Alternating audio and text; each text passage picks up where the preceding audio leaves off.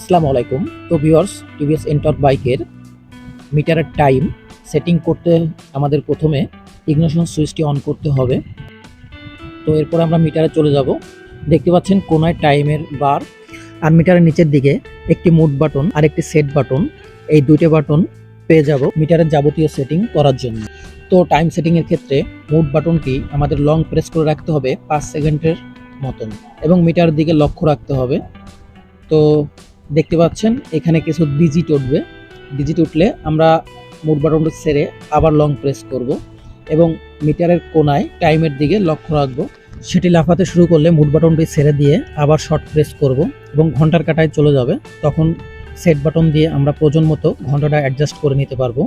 আবার হচ্ছে মোড বাটনটি শর্ট প্রেস করে সেট বাটন দিয়ে আমরা মিনিটের কাঁটাটা অ্যাডজাস্ট করে নিতে পারি নিজেদের ইচ্ছা মতো, যেটা সঠিক টাইম সেই হিসাবে।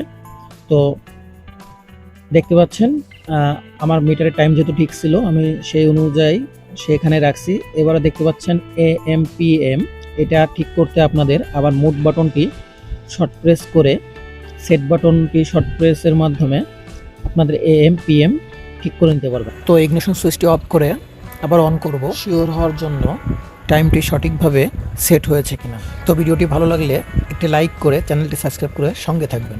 ধন্যবাদ।